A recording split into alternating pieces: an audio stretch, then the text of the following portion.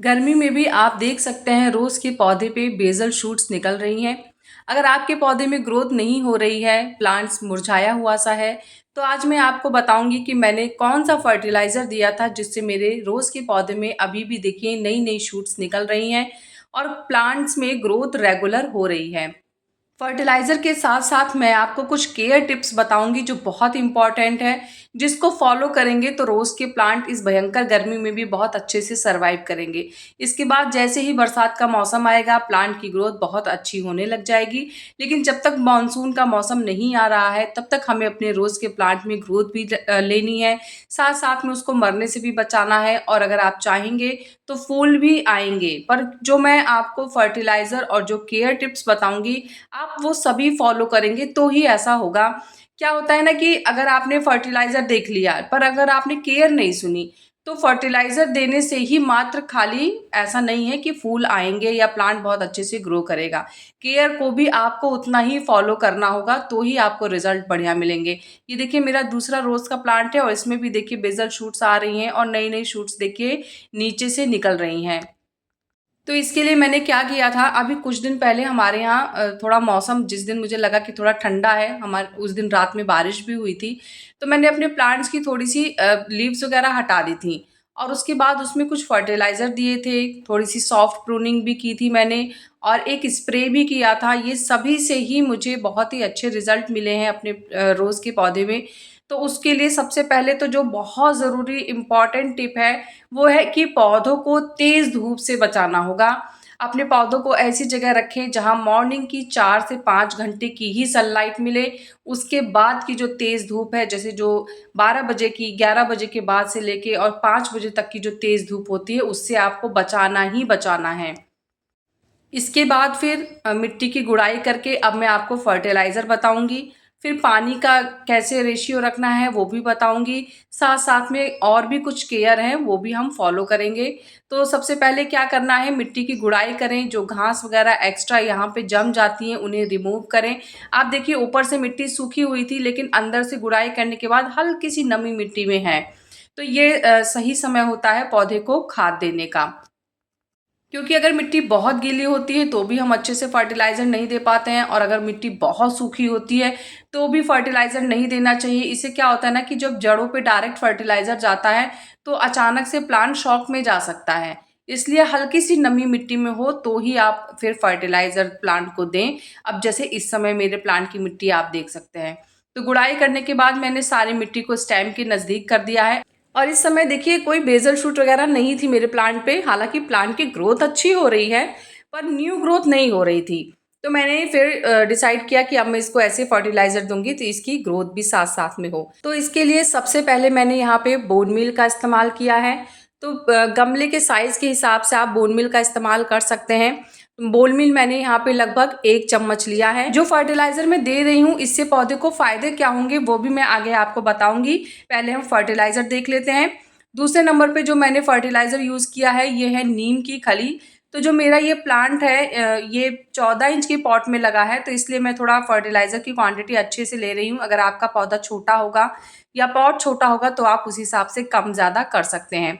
इसके बाद मैंने लगभग यहाँ पे 2 से 3 मुट्ठी वर्मी कंपोस्ट लिया है। ध्यान रखें इस जून के मौसम में कोई भी केमिकल खाद नहीं देनी है, यहाँ तक कि गोबर की खाद का भी इस्तेमाल ना करें। अगर आप लिक्विड फॉर्म में दे रहे हैं तो फिर आप गोबर की खाद दे सकते हैं, बाकी अगर इस तरीके से दे रहे हैं आप मिट्टी में मिला के तो फिर वर्मी कंपोस्ट का ही इस्तेमाल करें। अब क्या किया है मैंने सारी खाद को अच्छे से मिट्टी में मिक्स करके और जो मिट्टी हमने स्टेम के ऊपर की थी उसको वापस से बिछा दिया है गमले में। इससे हमारी जितनी भी खाद है वो अच्छे से ढक चुकी है। चलिए अब इससे फ़ायदे क्या हैं वो बताती हूँ। तो जो बोन मील है वो जड़ों का विकास करता है। जितनी मजबूती से जड़ें हमारी फैलेंगी मिट्टी में उतने ही मजबूत हमारा पौधा ऊपर से रहेगा। जो बोन मील होता है वो कलियों के और फूलों के साइज़ को भी बड़ा करता है, कैल्शियम देता है प्लांट को, जिससे कि प्लांट बहुत मजबूती से खड़ा रहता है और अपने आप को सर्वाइव कर पाता है इस भयंकर गर्मी में भी। दूसरे नंबर पे हमने नीम खली दी थी, तो नीम खली कीड़ों-मकोड़ों से और उसके बाद जो छोटे-मोटे फंगस लग जाते हैं, उनसे हमारे प्लांट को प्रोटेक्ट करेगा। और नीम खली में ना बहुत सारे माइक्रो न्यूट्रिएंट्स भी पाए जाते हैं जो प्लांट की ग्रोथ के लिए काफ़ी फायदेमंद होते हैं। इसके बाद हमने वर्मी कंपोस्ट दिया है, तो वर्मी कंपोस्ट में नाइट्रोजन, फास्फोरस, पोटाशियम तीनों पाया जाता है। तो ये तीनों ही प्लांट की ऑल ओवर ग्रोथ के लिए बहुत ही ज़्यादा ज़रूरी होते हैं। तो इसलिए ये जो खाद है ये हमारे रोज़ के पौधे को बहुत ही फ़ायदा पहुंचाएगी। इन सभी खाद को देने के बाद अब एक और फर्टिलाइज़र है जो हमें यूज़ करना है, तो उसके लिए मैंने यहाँ पे लगभग आधा लीटर पानी ले लिया है। इस आधे लीटर पानी में अब हम कुछ मिलाएंगे। तो जो मैं मिलाने जा रही हूँ ये है एप्सम सॉल्ट। और एप्सम सॉल्ट आप लोगों ने काफ़ी बार सुना होगा, मैं वीडियोस में आप लोगों को दिखाती हूँ क्योंकि मैं इसको यूज़ करती हूँ, काफ़ी अच्छा फर्टिलाइज़र होता है ये भी। तो एप्सम सॉल्ट है मैग्नीशियम सल्फेट, और ये प्लांट को हरा भरा रखता है, ये पत्तों को चमकदार करता है, खाना बनाने में पौधों की काफ़ी हेल्प करता है। तो इसलिए ये ऑल ओवर देखा जाए तो बहुत ही अच्छा फर्टिलाइज़र होता है। इसको आप चाहें तो पानी में दे सकते हैं घोल के, और अगर आप चाहें तो इसका स्प्रे भी कर सकते हैं। तो स्प्रे करने के लिए क्या करना है, हमें यहाँ पे 1 लीटर पानी लिया है मैंने, उसमें आधा चम्मच एप्सम सॉल्ट लिया है, और अब इसको हम अच्छे से टाइटली बंद कर देंगे और फिर उसके बाद इसका स्प्रे करेंगे।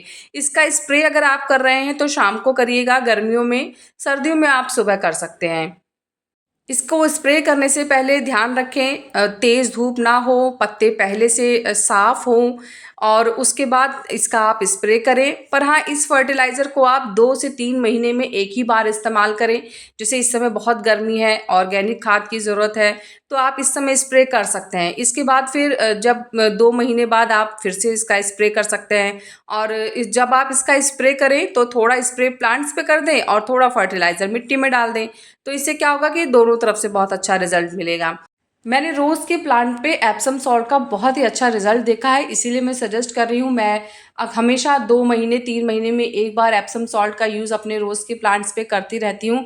इसी से मुझे बहुत ही बढ़िया रिजल्ट मिलते हैं। तो देखिए, किसी एक खाद से बहुत अच्छा रिजल्ट नहीं मिलता है, साथ साथ में मैंने जो पीछे आपको बताया है वर्मी कंपोस्ट, नीम खली, बोन मील, मैं उसका भी इस्तेमाल करती रहती हूँ। प्लांट को पानी किस तरीके से देना है अब उसके बारे में बताती हूँ। तो इस तरीके से देखिए, पौधे में एकदम फुल वाटर दीजिए। प्लांट का जो स्पेस है प्लांट और पॉट के बीच में, उसको पूरा फिल कर दीजिए और बहुत अच्छे से पानी भर दीजिए। इससे क्या होगा ना कि फिर जड़ों में बहुत अच्छे तरीके से पानी एब्जॉर्ब होगा, मिट्टी भी गीली बनी रहेगी, और हमारे जो प्लांट हैं वो गर्मी में जो तेज़ तीखी धूप है उससे जो उनकी जड़ें हैं वो बर्न नहीं होंगी, और पौधे को नीचे से ठंडक मिलती रहेगी। शाम को एक बार स्प्रे करें पानी का, नॉर्मल पानी का भी स्प्रे करें। इससे क्या होता है ना कि पौधे में ठंडक बरकरार रहती है। पर शाम को करें, रात में ना करें। अगर आपने रात में किया तो पौधे में इंसेक्ट लग सकते हैं, और एक बार इंसेक्ट जब लग जाते हैं ना तो गर्मी में वैसे ही वो सरवाइव कर रहा है जीने के लिए, क्योंकि गर्मी उसके हिसाब का मौसम नहीं है। उस पे फिर आप उसको और कीड़े मकोड़ों के बीच में छोड़ देंगे तो सोचिए वो कैसे सरवाइव कर पाएगा। तो इसलिए प्रोटेक्शन करिए, प्लांट की केयर करते रहिए, इंसेक्टिसाइड का स्प्रे भी करिए। हफ्ते में 1 दिन शाम को स्प्रे करेंगे तो इंसेक्ट वाली जो प्रॉब्लम है वो भी ठीक हो जाएगी। तो गुलाब के पौधे से संबंधित मैंने सारी जानकारी बता दी है। इसके बाद भी कोई क्वेश्चन या फिर कोई कन्फ्यूज़न रह जाता है तो फिर आप मुझे कमेंट कर सकते हैं। कैसा लगा मेरा आज का ये वीडियो मुझे ज़रूर बताइएगा। अगर आपको वीडियो पसंद आया है तो वीडियो को लाइक करिएगा, चैनल को सब्सक्राइब करिएगा। मिलते हैं फिर नेक्स्ट वीडियो में, तब तक के लिए बाय, टेक केयर।